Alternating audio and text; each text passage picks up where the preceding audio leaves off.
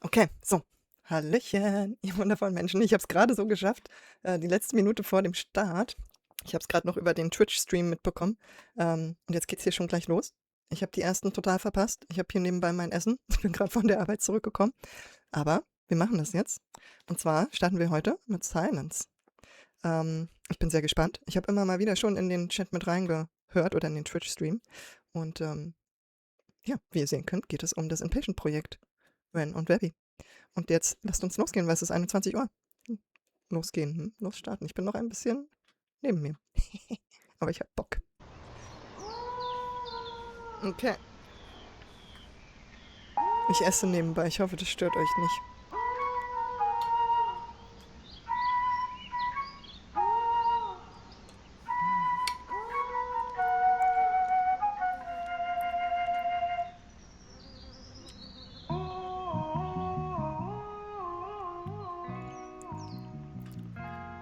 Ich finde es fast ein bisschen schade, dass ich schon so viel verpasst habe. Aber das, was ich da in den Twitch-Streams mitbekommen habe, sind die Gespräche auch super spannend. Das heißt, ich werde mal gucken, ob ich jetzt... Oha, oha. Okay, sorry. Es geht los. ich erzähle danach weiter.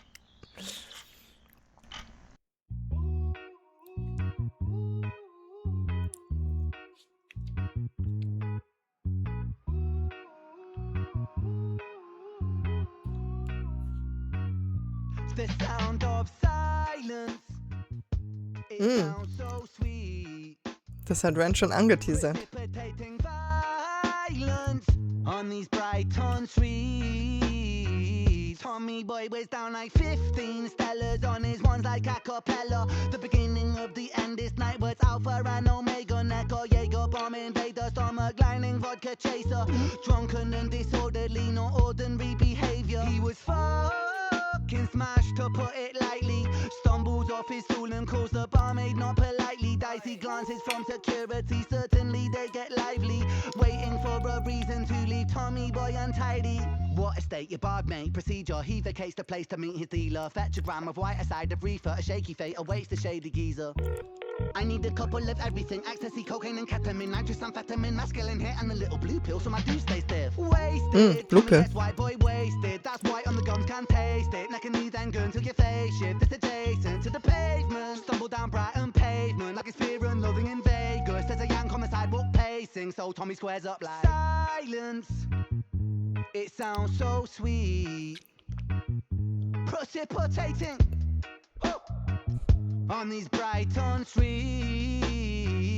Timothy was in the UK only for a few days. Had a business conference Monday night, but then on Tuesday he went to see the sights and Ubered out to Brighton before he had that return flight to Staten Island. And you see now Timmy had the wife and kids at home, so in recent years he left to drink alone. But he's a whole ocean away, and when in Rome, what could go wrong? Was the mindset that he had that evening. Just one quick drink before leaving. Ordered a dirty martini, soaked in the sights he was seeing. Had to go and hit that water closet, and he had himself one hell of a piss. Walked back to the bar, left a real good tip, and he saw that his drink had a few more sips. So he drank it down and then walked outside, not knowing that he would be in for a ride. Cause all of a sudden he feels like he's high and his vision is blurring and he don't know why. Roofy, Timmy got date rape roofy, like that hangover movie. And now he's in for a doozy, feeling woozy. And he truly could barely stand upright when he ran into some British dickhead looking to fight. So Timmy squared up like silence. It sounds so precipitating violence on these Brighton streets. On a fateful night, on a Brighton street, two lost souls they face and meet. One, deranged on booze, and E, the other, spiked with GHB. So face to face with bloodshot eyes, they sow the seeds of their demise. On this Brighton street, where the darkness looms, these two young men will meet their doom. Swing on punch, I dip and duck, get fucked, head butt. Whoa, what the fuck? You Yankee cunt. Wait, I've been drunk. Well, I guess that makes two of us. No, really, man. Wait, hear me out. Just come a little closer. Ow! Oh, you sneaky prick. Oh, you like that shit? Free dental care. My teeth is They were chipped. fucked up anyways. You're a brick. Nah, classic American culturalist. We are the culture. Suck my dick and then wash it down with some Ozempic. Wait, what? Your people are fat and dumb. Oh, yeah? Well, at least we got guns. Ever since 1781, we've been on top. Lad, all you've done. Not yet, you fuck. Here's an uppercut. But I'm ducking down and I chuck his gut and I grab his coat and I pick him up. But we both fell down because I kicked his nuts. Get off me, you prick! I can't. I'm stuck. I can't see No, straight. really, get off! Cause fuck, we're about to get hit by this bus! Silence. It sounds so sweet. Precipitating violence of these streets. The sound of silence. It sounds so precipitating on these Brighton streets. Ah, fuck it, I'm done. Okay. Interesting. Ich werde jetzt nicht gleich zurück zum Twitch-Stream gehen. Wir werden uns das gleich nochmal anhören. Interessant. Besonders der Beef, den die beiden am Ende hatten. Entschuldigt bitte, ich muss echt nur was essen.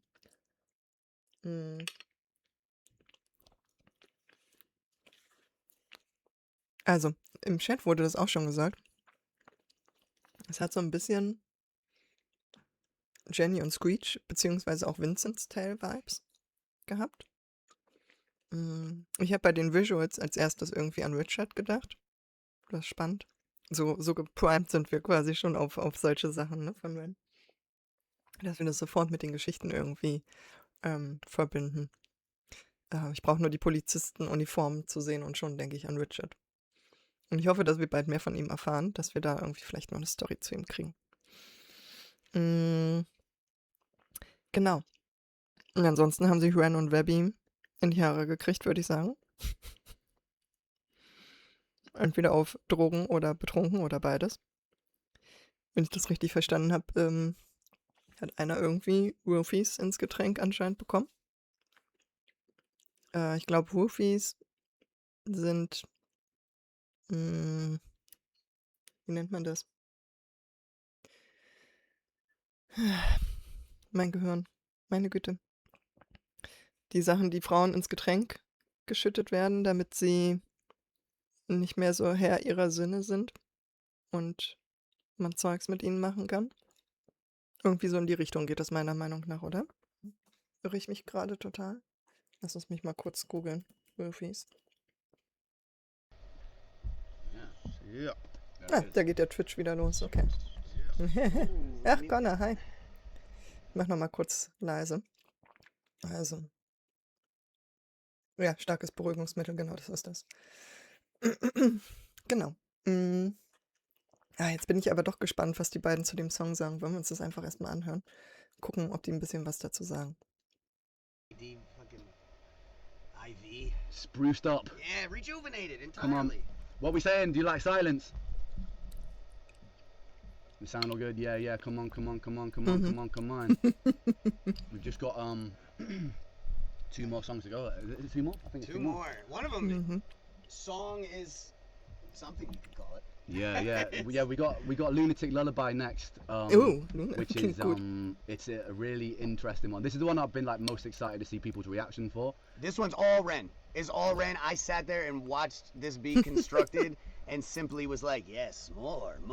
And I was like, I just was conducting the vibes. I think albums used to take weird turns like this and end in the most bizarre of ways back in the day on a lot of the music we grew up listening to. I think it's cool to do that now. And I think people, I don't know what they're going to think of it, but it's going to be sick. So weird. It's so weird. Ren is a weird guy, man. I'm a fucking weird guy too, so it's fair. That's why we get each other. Yeah. We got everyone saying that there's still ads. So we'll wait and see the ads going. The ads passed. Are we past advert time? And I do believe that will sever it. Yeah. All right. So welcome back after the ads. No, we were just talking about Lunatic Lullaby. It's a really Okay. interesting one. This one. It's like it was like. Ja, verdammt. Okay, dann muss ich mal gucken, wie ich das schneide. Yeah. Wenn sie jetzt zum nächsten Song was Yeah, sagen. yeah, I was just sitting there on drugs in that barber chair, just like watching it happen. Like, Let's do the weirdest fucking shit ever. This is Yeah, nuts, yeah. man. What the fuck are you guys doing? It was one of those ones that didn't really have a form or really a destination. It just kind of kept happening and happening and happening until the song was done. It's definitely one of my favorites, and I'm just mad interested to see what you guys think of it, because it's yeah, it's definitely like it's kind of where I like to be with making music. It's just like weird, not done. Just I'm well excited for you guys to hear this. So, and also I want to address, someone was like, get off your phone, Webby, get up. Well, I only pulled it up for this one reason. Someone asked about the logo, and they were like, did you create the logo yourself? So I wanted to pull that up. Ooh, Oh, wait, hang on, let's damn, see. you can't. No, you can't see it at all. Wow. Well, wow, that's hang on, crazy. let It's me- almost like it's like, yeah. Yeah.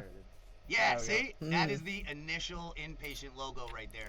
And Cool. me and Kim sat there late, just at the end of a long day, and just drew shit until something fucking connected, dude. Yep. And it was so cool. And now we have it tattooed on us. Yep. I love that fucking logo, man. I love it. I love it. It's so cool. I call him Pill Guy. Ja.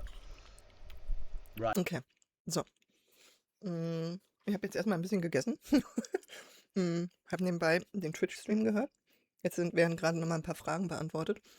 Und ich dachte mir, ich nutze jetzt nochmal die Zeit, um noch ein zweites Mal in den Song reinzuhören. Mit euch zusammen. Und wir gucken mal, ob wir noch mal ein bisschen mehr aufdecken können und noch ein bisschen mehr verstehen können. Genau. Und was mein Gehirn so hergibt heute. So, let's go.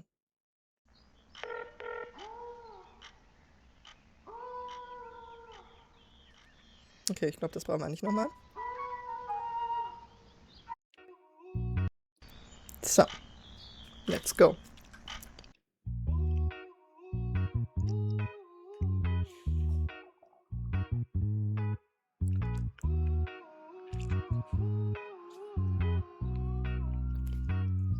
The sound of silence, it sounds so sweet, precipitating violence on these Brighton streets.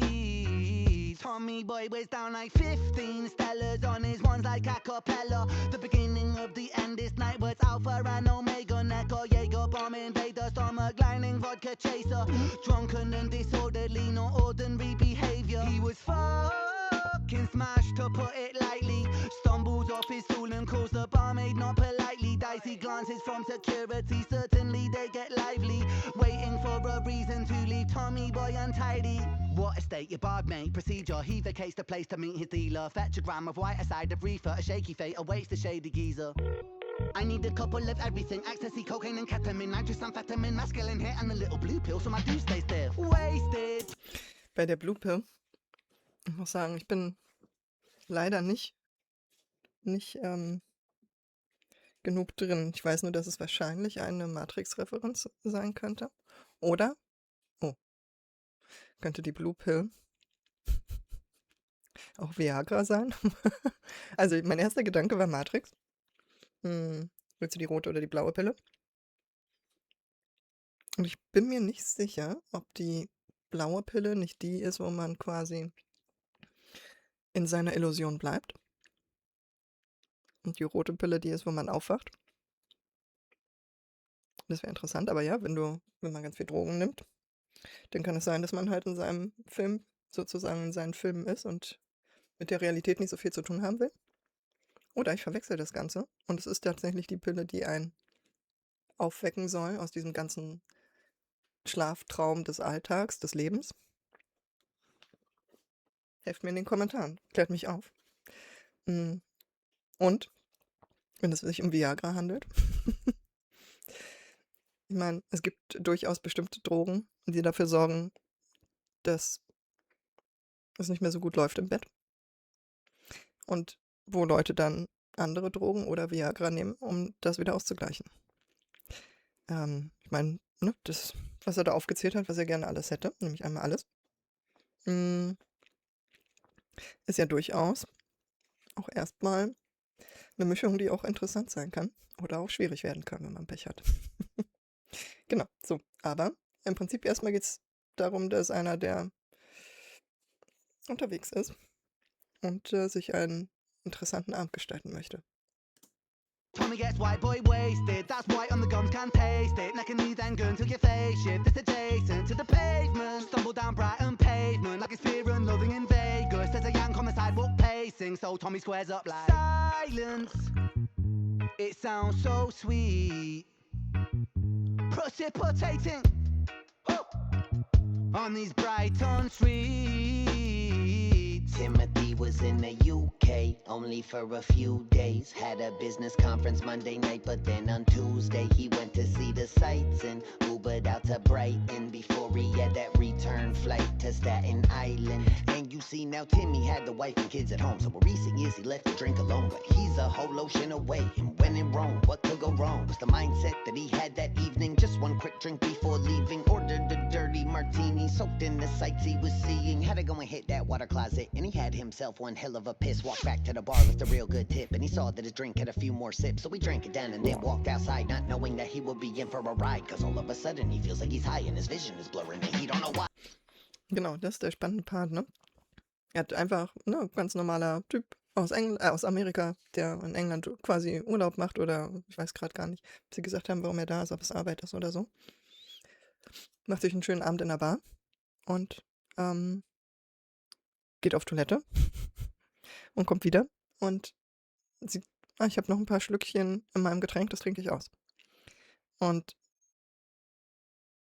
da kommen wir zu dieser Rufi-Geschichte, also mit diesen Beruhigungsmitteln. Und das wird jetzt interessant.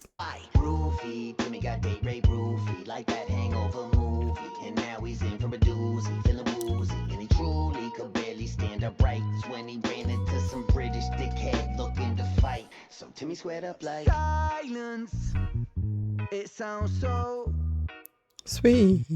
precipitating vibe.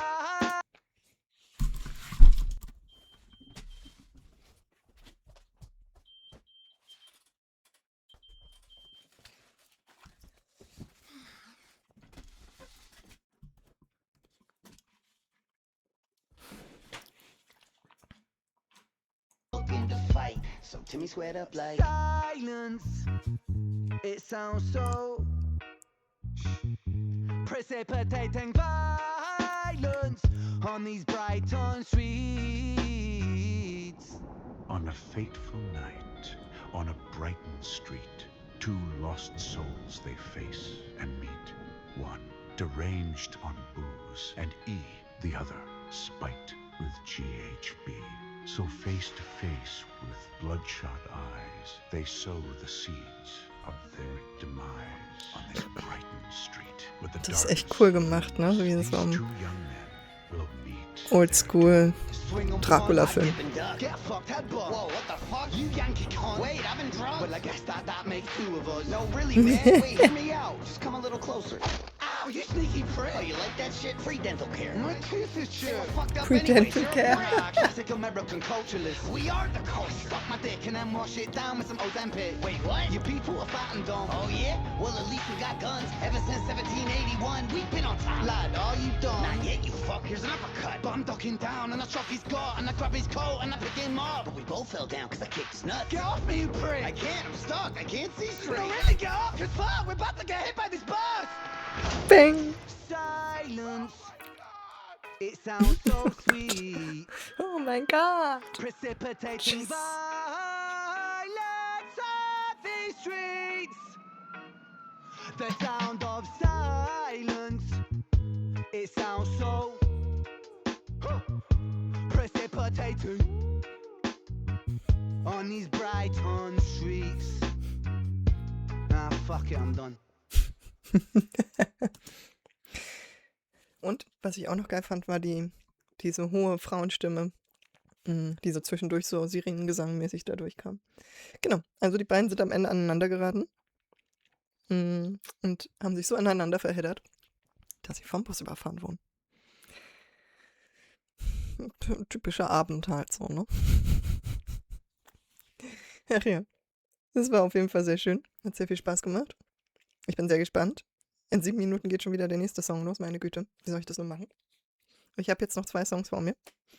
Die mache ich heute noch. Die anderen ersten 3 werde ich morgen machen. Ich weiß noch nicht, in welchem Abstand ich die veröffentlichen werde. Und mit welchem ich anfange. Wie auch immer. Ich lasse es erstmal für jetzt so stehen, damit ich dann wieder in den nächsten Twitch-Stream einsteigen kann und dann in das nächste YouTube-Video mit gemeinsam Also, wenn euch das Video gefallen hat, lasst ein Like da. Abonniert den Kanal, aktiviert die Glocke. Macht das gleiche bei Inpatient, bei Ren und Chris Webby. Auch da abonnieren, supporten, liken und so weiter und so fort. Und dann bis zum nächsten Mal. So, hallo ihr wundervollen Menschen, da sind wir wieder. Hier auf meinem Kanal. Ich bin die Siri. Und auf diesem Kanal dreht sich alles um die Musik und den Deep Dive in die Lyrics, in die Melodien, in die Musik insgesamt. Und wir gucken uns alles hier aus psychologischer und aus philosophischer Sicht an und versuchen quasi alles ein bisschen auseinanderzunehmen.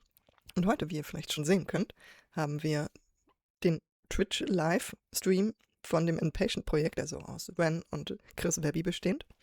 Ich bin ein bisschen spät dazugekommen, weil ich noch arbeiten musste, aber jetzt bin ich mit dabei, für die letzten Songs quasi noch. Und ja, in 3 Minuten geht schon wieder der nächste Song an den Start. Und wir hören nochmal in die letzten Minuten vom Twitch-Livestream rein und gucken mal.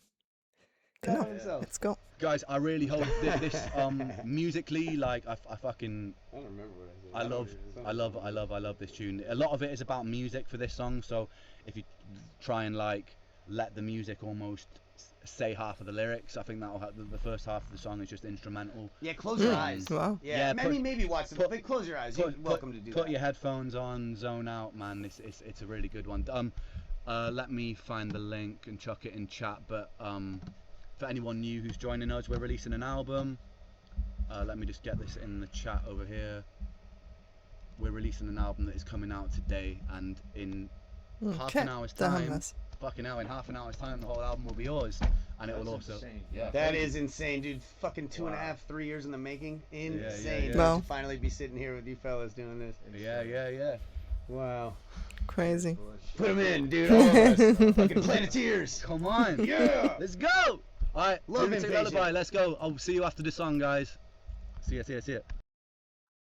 Okay. Ich bin gespannt. Lunatic, erste Hälfte, sollen wir nur hören. Nur lauschen. So, Like da lassen, ihr auch hoffentlich. Abonniert, wenn ihr es noch nicht getan habt. Und dann geht's hoffentlich gleich los. Oh mein Gott. Ach Gott. So, ich bin ein bisschen durch. Aber das wird trotzdem gut. Auch wenn mein Gehirn halt nicht so viel ausspuckt. Immerhin bin ich irgendwie dabei oder so. Genau. O30, let's go. Ja, okay, das kennen wir schon.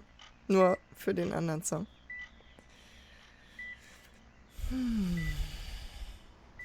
Let's see what we got. Spannend auf jeden Fall jetzt so das ganze Album oder das restliche Album jetzt alles auf einmal zu hören zu kriegen. Ne? Ich fand es auch cool bei dem Song davor. So mitzukriegen, das war das, was sie schon vorher auch bei Instagram zum Beispiel angeteasert haben, ne? Indem sie uns so Ausschnitte gegeben haben. Ja. Ich bin sehr gespannt.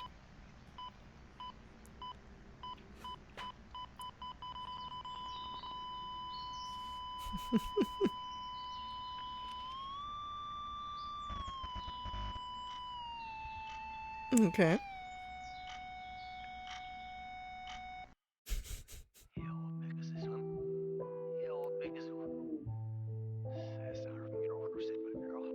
Das sieht aus wie im Körper.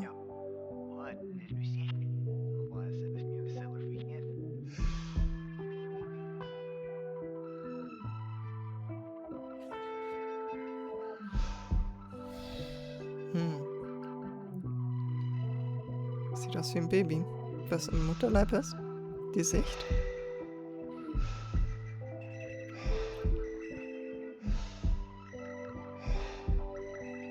Aber da ist noch nichts mit Atmen. Ja, doch.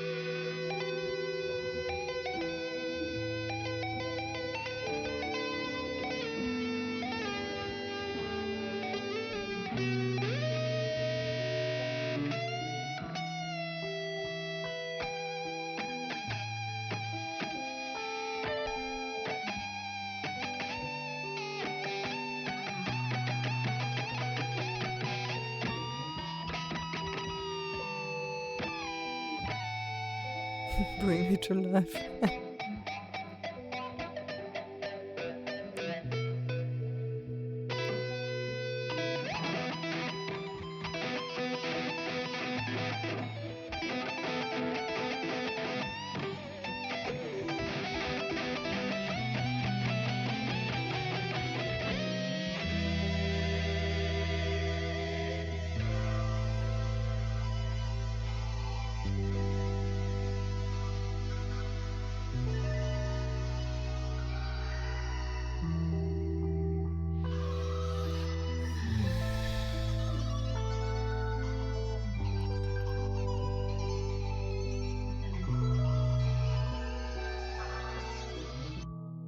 I remember swinging like a pendulum by my umbilical cord.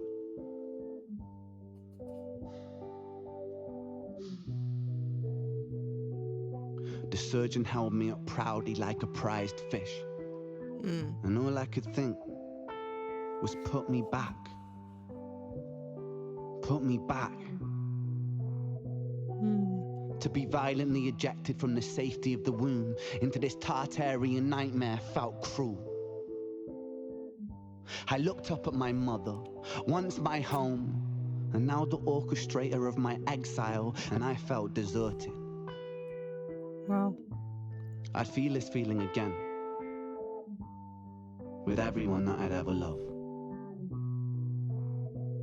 I remember summoning a burst of air from my diaphragm, and it ripped through the tightly strung fibers of my vocal cords, and I made a terribly repugnant sound. A giant, ugly, gloved hand hoisted my tiny, writhing body onto a sterilized surface and began hacking at my umbilical cord with a stainless steel scalpel. Who were these barbarians that would sever me from my one avenue of nourishment? I was passed back to my mother, and she looked down at me, and she smiled.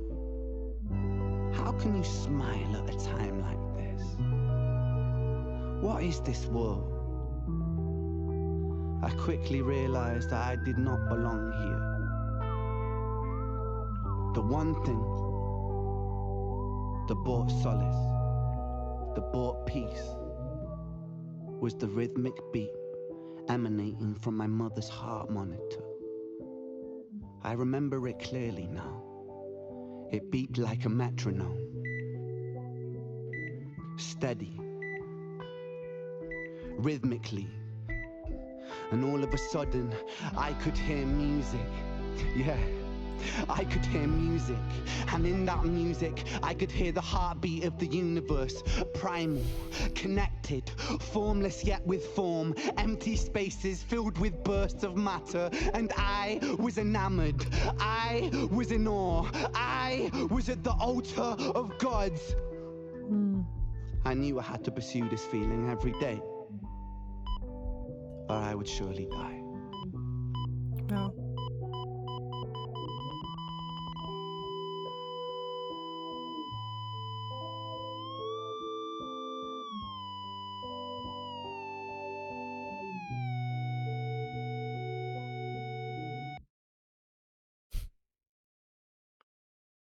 What the heck?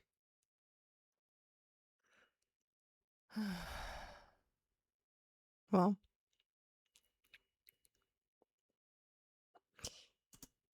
Okay. Oh, sorry.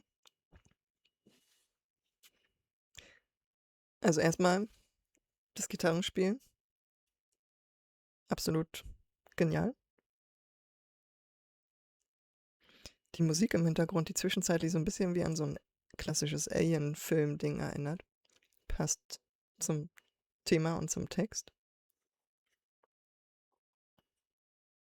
Und auch hier haben wir nochmal so ein bisschen, das ist wirklich spannend, ne? Es gibt so ein paar Kinder, oder auch Erwachsene, nicht nur Kinder. Es gibt ein paar Erwachsene, die sich an die allerersten Momente erinnern. Und auch Leute, die sagen, sie erinnern sich an den Mutterleib. Es gibt auch Leute, die sich nicht so richtig erinnern, aber wie sage ich das? Es ist immer eine Frage, ne?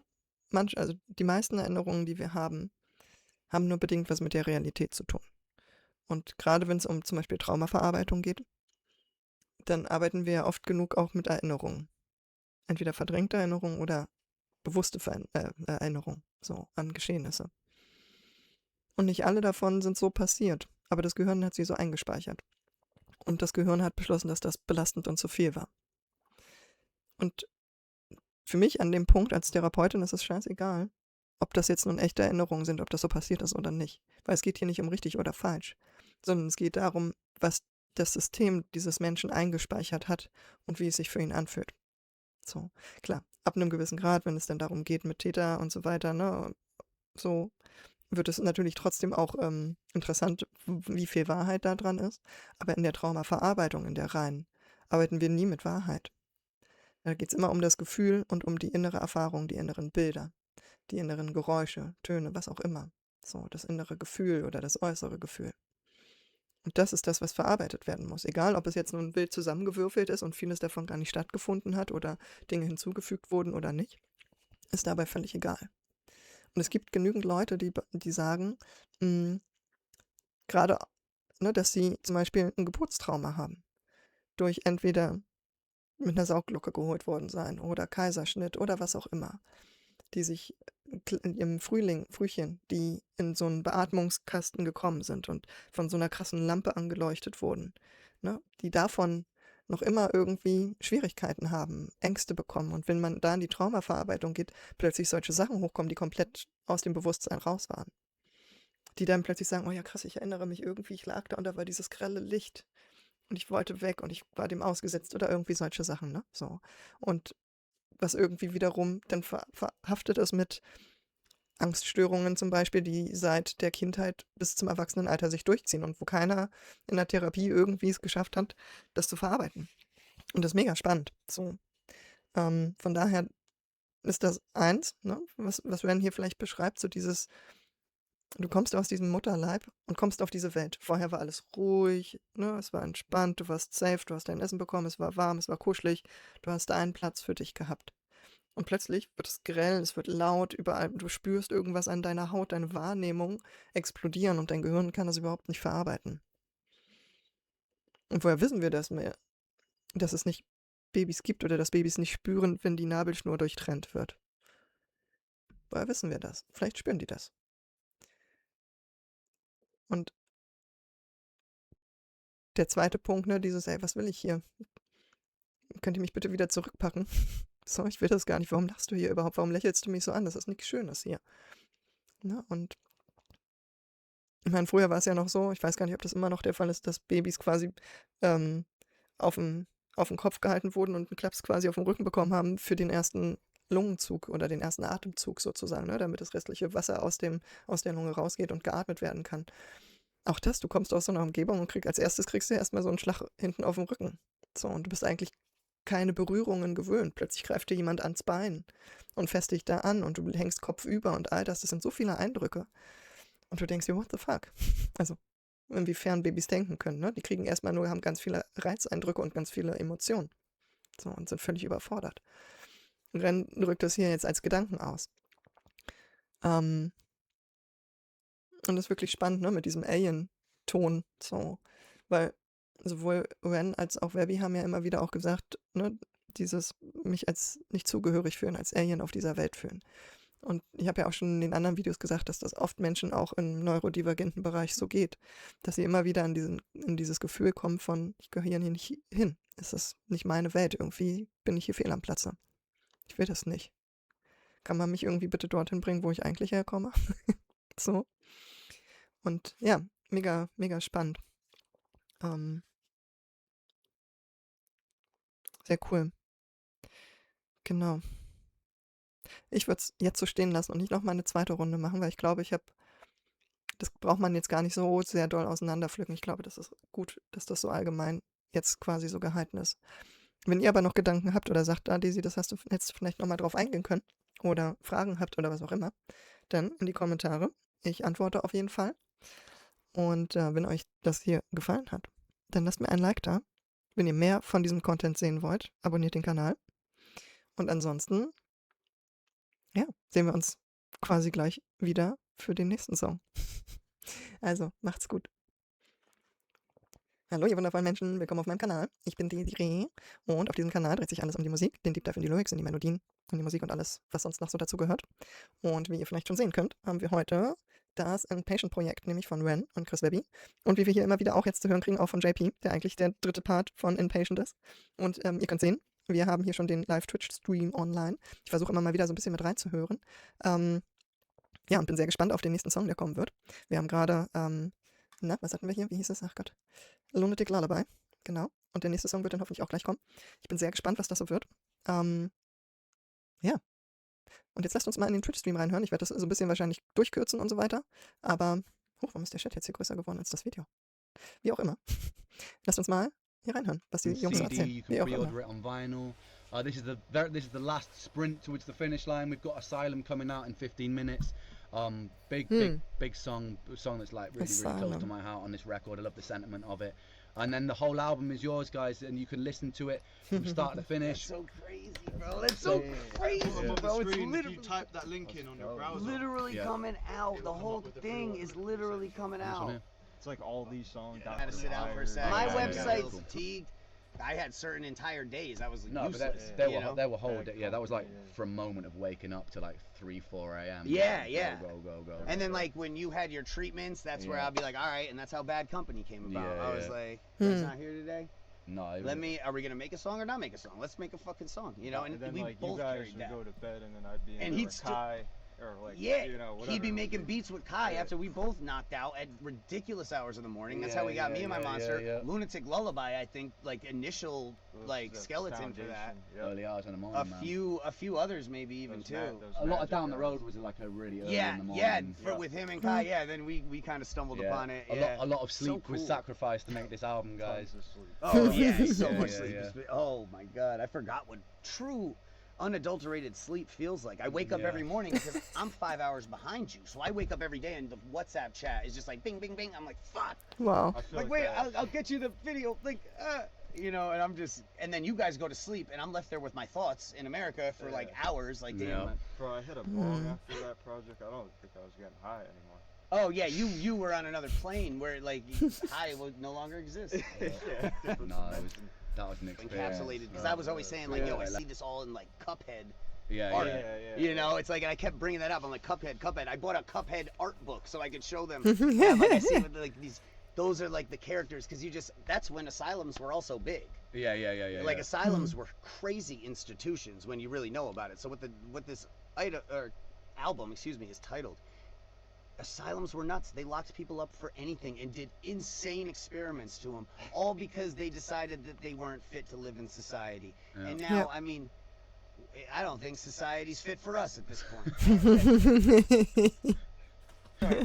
Yeah, out of the new ones that you guys have heard, minus this last one that's coming out, which one is your guys' favorite out of this new one, this 6 that's just dropped? I'd be really interested to know. 7, Yeah, dude, yeah. 7. Well, you se- keep it- getting that it wrong. will be 7. Oh, it will be. It will be. It will be 7 soon. Yeah. When you said 5 when we were in the Bad Company premiere, you're like 5 more tracks, guys. I was Yeah. like, Ren. See, look, it's You have quite, 7. It's Lot of quite. Dr. It's Miles. quite. Yeah. Yeah. There's a lot of. Yeah. It's quite an even split between a lot of them though. A lot of silent. It's hard to read this fucking. Well, text some end of as the well. world people. Maybe I will win that bet. Das ist ziemlich ausgeglichen, finde ich, ne? Silence, nice. End of No, the I mean, World yeah. sehe ich ein paar Mal, Anyway, it's Dr. such a fucking Myers. cool feeling that the album's finally out. We got Lunatic 5 minutes. Lullaby habe ich auch Guys, gesehen. thank you so much for joining us. Yeah, seriously. In this marathon, and thank you for everyone who came yesterday to the release party. If you're in the chat as well, Wow. that was awesome. It was such a nice experience, man. It's the first time I've ever been able to be at one of my own release parties, which is nice. Yeah, dude, that was such a special night. And Yeah. listen, I've just never had an event like that nice and warm. We just So don't. much Hip love, hop man. artists, we don't necessarily do all that shit. Most people just go to a strip club and like have their shit played on the fucking speakers. Nah, there's a lot of love here, man. and But it's such a good. Such a special event, was- man, and to yeah. have that documentary, like I can't stress enough. Kai filmed the entire thing, and then he had to go back through it like that. When does that is that doc out? There's gonna be an extended yeah, cut, that- longer than the There- one that there'll, was at there'll the be release. a documentary that Kai's made, by the Wow. way, guys, that's going to come on It's so good. YouTube. It's really, really, really good. That kind Cool. of just dived into that whole process. If any of you guys are interested in like the behind the scenes recording of that album. That'll be coming on YouTube soon. Cool. It's Sick. even more Kai than that. It smashed just it. takes you into a place like, yeah, a lot of it's that, but there's so many human moments, and Yeah. it just shows how we work. But yeah, I just wanted to double down on that as well. What I was saying, like even Webb saying how nice it is. Like, you guys are so fucking. When you guys show up to support things, it's just there's so much positivity and so much love. It seems like there's rarely problems or altercations that happen in those spaces. So like, I think that's just testament to how fucking awesome and how much love you guys have got, and how like. I know it's just super cool, man. I feel like you guys can be really proud because that happened independently. Like, we're making music, we put a lot of ourselves into music, but I think it's testament to you guys and the community that you. Ich finde es gerade ganz spannend. Mir kam so in den Kopf, so ein Publikum wird aber auch nur von den richtigen Künstlern angezogen, ne? Also, wenn der mit genau diesem Beispiel vorangeht und dementsprechend die Leute anzieht, die eben auch so sind. There's not a ton of good music getting made, and I think there's such a commonality between and Yeah. very respectful groups in general, I would say too. No, I love it, and I just love to see people from all walks of life coming together. Like No international No release, Machine, though. yeah, This it's is be this- just Adderall well, and Con- weed. Connor's a Right, just fucking- Big Pharma. yeah. Don't do drugs. I don't know how many times I gotta say it. You don't want to be like me, you know? It's a little crazy. We got ads right on the last minute. No. Fucking hell. Don't do Anyway, drugs. fucking ads. Anyway, guys, last song, Asylum. Make your way over to YouTube. Asylum. Thank you so much for coming on this journey with us. Grab yourself a copy of Asylum. We'll be signing a lot of these later on, and I'm sure of it. Grab yourself a physical while they're there on pre-order. And yeah, from JP, Webby, and myself. Yes, hell yes. Yes. You guys. This It's is been an honor and a privilege. our baby to you guys. I hope you enjoy Yeah. it as much as we enjoyed making Wird it. geil. We love you. Thank you so much. Blast it. As soon as it's out, play that sucker from start to finish. I hope you enjoy it. We love you. Okay. Thank you so much for joining us in the stream. Come on, let's go.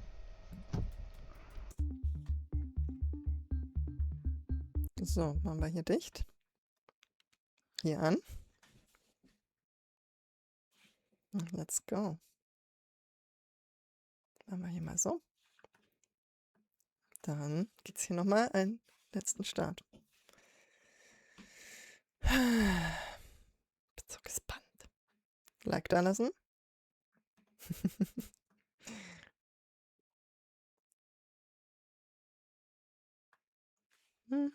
Ich bin gespannt. Ich bin gespannt. 22 Uhr, let's go.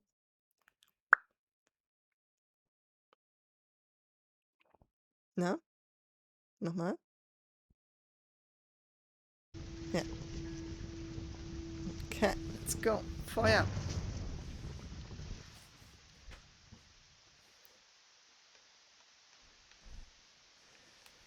What the?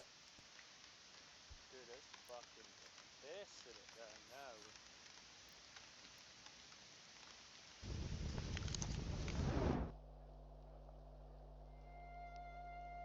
Asylum, the title track, a beautiful, beautiful song.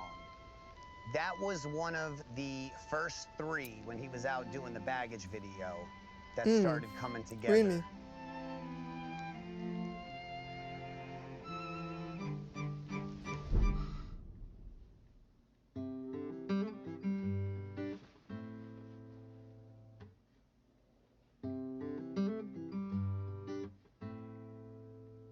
The lyrics of that song really capture the human condition for me.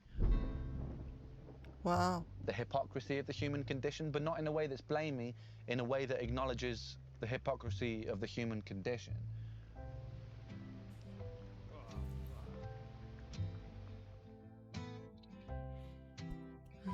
Was für ein wundervoller Ort. It's probably the purest expression of how I feel on a pretty consistent basis, so it didn't really feel difficult, that one. It's a beautiful piece of music because those are the songs that span generations. And it's good to acknowledge that we're all hypocrites, and it's really important that we do that to build bridges and find solutions going forwards, because we are ultimately inhabiting this place together, and we all are ultimately the same species, and it's good to have common goals.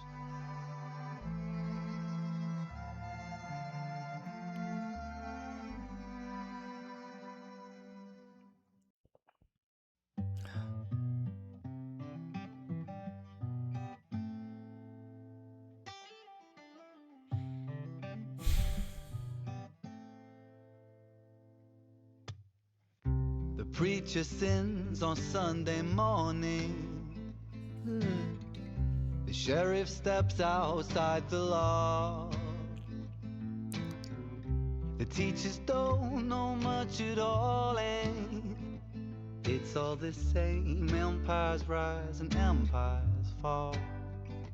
As we wander through the darkness, we'll die upon this hill, and the only pill to swallow is the one that made you ill.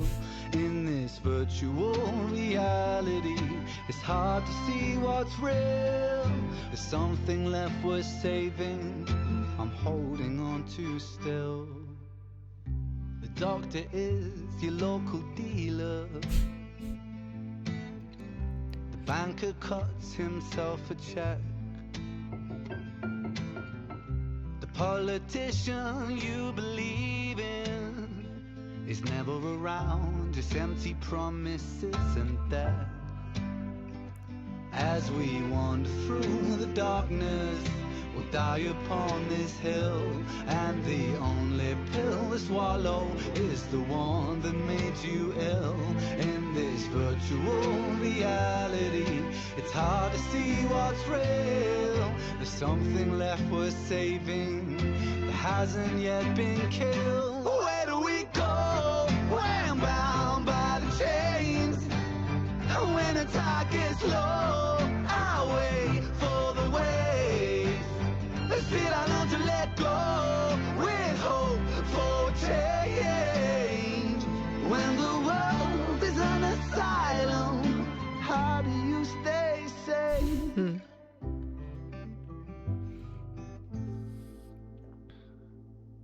Yeah, the times change, but it's still the same thing, played out on a constant loop. As the wars wage on the centerfold stage, and the storyline's nothing new. While we draw lines in the sand decided by the chosen few, just for something to believe in, anything will do. And we throw spears over counterfeit fears while the kings and queens all watch. Brothers shed tears, but it falls on deaf ears in a land that God forgot. Still we thread hard through the hangman's rope and lose sight of what was lost, all for something to believe in.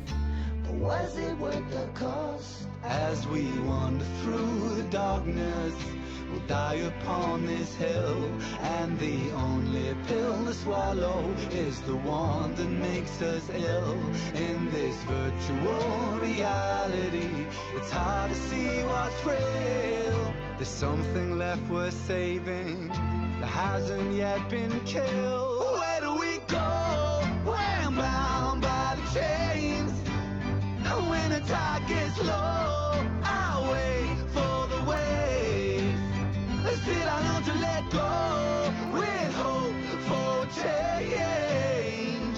When the world is an asylum, how do you stay sane?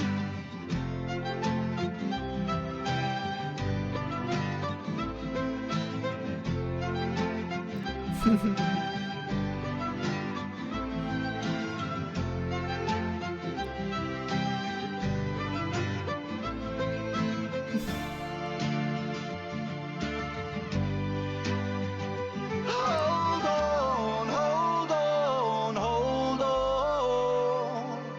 Shalom, shalom, shalom. In the dying of the light, there's a chance to be reborn. Hold on, hold on, hold on. A mother reaches for the needle.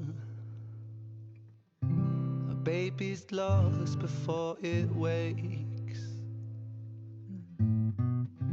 Without guidance for the people, it's all the same. Walls are built, walls will break.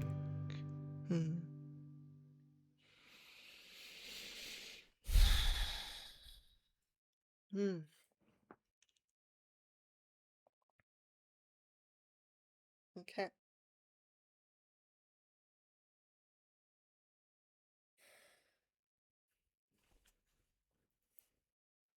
I just need a minute.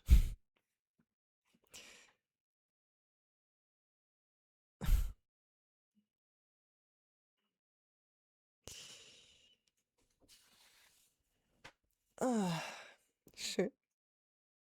Was soll ich sagen?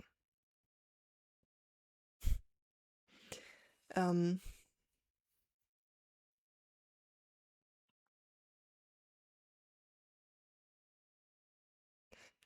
passiert nicht häufig, dass ich so noch in einem Song drin bin, dass ich nicht so richtig Gedanken fassen kann und gleichzeitig ganz viele Gedanken habe und nicht so richtig sprechen kann darüber. Aber was passiert? Jetzt ist ein Moment davon. Deswegen rede ich irgendwas anderes und erkläre, was bei mir gerade passiert. Um euch zumindest darin mitzunehmen. Okay, also. Wie Sie schon gesagt haben, ne? Es geht so ein bisschen darum, darüber zu sprechen, dass wir alle Hippokraten sind. Und dass es darin erstmal nichts Schlimmes gibt, sondern erstmal etwas Verbindendes zwischen uns. Und das finde ich sehr, sehr berührend. Ähm, wir sind immer so sehr in diesem Konstrukt gefangen, dass wir es richtig machen wollen.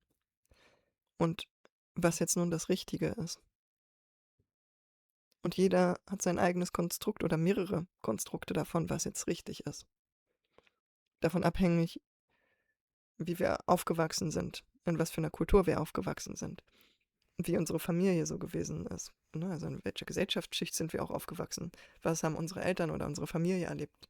Was sind die Glaubenssätze, die dort weitergegeben wurden und so weiter? Aber dann auch später Freundeskreise. Was bringen die wiederum mit? Was ist dort das richtige Verhalten? In jede Gruppe, in die ich neu komme, gibt es neue Regeln, neue Überzeugungen. Und diese Gruppe muss sich quasi erstmal zusammenfinden und sich gemeinsam auf die Gruppenregeln einigen, sozusagen. Und es kann am Anfang ein bisschen schwierig werden, aber wenn man sich so ein bisschen eingegruft hat, dann ist eben klar, wie man sich in dieser Gruppe zu verhalten hat. Genau das Gleiche mit der Arbeit und so weiter und so fort. Ne? Und wir haben, das fand ich so schön, der Priester, der jeden Samstagmorgen sündigt. Sein Job bringt bestimmte Regeln mit sich. Und es gibt immer anscheinend eine Sache oder eine Tageszeit in der Woche, wo er etwas tut, was quasi eigentlich in seiner Weltsicht Sünde wäre. Und er tut es dennoch. Und es kann unterschiedliche Gründe haben. Und ich glaube, das, was uns so menschlich macht und was uns alle verbindet, ist, dass wir alle sehr wohl Regeln kennen und verstehen und auch lieben, weil sie uns eine Form von Orientierung bieten, weil sie uns eine Form von Kontrolle und Sicherheit anbieten. Einen Rahmen, wo wir wissen, wie wir uns verhalten, was angesehen ist, was anerkannt ist, was Leute von uns wollen oder was ich von Leuten will, dass das jedem klar ist. Und gleichzeitig gibt es in uns allen einen Teil, der sich manchmal vielleicht wünscht, die Regeln ein bisschen auszuweiten, der sich wünscht, einmal nicht nach Regeln funktionieren zu müssen, der Grenzen vielleicht austesten will oder der eine Regel vielleicht ein bisschen übertrieben findet, für sich persönlich, aus den unterschiedlichsten Gründen und sagt, okay, ab und zu kann ich das vielleicht ein bisschen hinten runterfallen lassen und mache es trotzdem, auch wenn es dagegen spricht. Oder wenn ich, ne, das ist ja so ein Klassiker auch mit Therapeuten. Ich auch. Was ich meinen Klienten erzähle, ist wichtig und gut. Wie viel davon setze ich selber um in meinem eigenen Leben? Wenn ich das alles umsetzen würde, wäre ich dann geheilt? Weiß ich nicht. Würde es mir besser gehen? Ziemlich wahrscheinlich. Und das ist aber genau dieser Punkt, ne? Es gibt ja diesen Spruch, der Schuster hat die schlechtesten Leisten. Oder irgendwie so, oder die schlechtesten Sohlen oder irgendwie so. Ärzte, die sich nicht um ihre eigene Gesundheit kümmern. So, also auch das, was wir anderen mitgeben, wo wir Wissen drüber haben, was wir anderen predigen, was wir selbst nicht einhalten. Auch das ist ja schon Hypokratie. So. Wir sind immer richtig gut darin, anderen Ratschläge zu geben. Aber sie selbst befolgen? Ist gar nicht so einfach. Warum ist das nicht so einfach, wo wir doch wissen, dass das so richtig ist, dass das eigentlich so gemacht werden sollte, dass uns das richtig gut tun würde und so. Warum machen wir das nicht? Nicht, weil wir böse Menschen sind oder weil wir schwache Menschen sind oder weil wir es nicht drauf haben oder was auch immer, sondern weil das Menschsein sich immer um Erfahrungen dreht. Erfahrungen, die sowohl in die Richtung geht, hier ist das Konstrukt, dass es so und so richtig ist und so falsch. Also gehört zu der Richtig-Machen-Erfahrung auch die Falsch-Machen-Erfahrung. Oder richtig machen ist auch nur ein Konstrukt davon, was vermeintlich richtig ist. Aber es ist nicht immer zu jeder Zeit das Richtige. Manchmal ist es auch gut und wichtig zu adaptieren und flexibel damit zu sein und zu gucken, was ist jetzt gerade in diesem Moment, in dieser Lebensphase vielleicht in der ich gerade bin, auch wichtig und richtig. Für mich. Nicht für alle anderen da draußen und was die sagen, sondern jetzt hier in diesem Moment für mich. So. Und natürlich gibt es auch dort immer wieder Schwierigkeiten, ne? So. Natürlich könnte ich jetzt sagen, boah, ich habe jetzt echt viel und lange darauf geachtet, gesund zu leben und viel Sport zu machen, weil das ist das, was man macht, was richtig ist, was gut ist, was mir gut tut. Es fühlt sich auch gut in meinem Körper an und so. Super.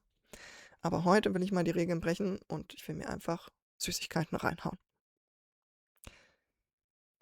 Weil ich heute keine Lust habe zu funktionieren und das zu machen, was richtig ist.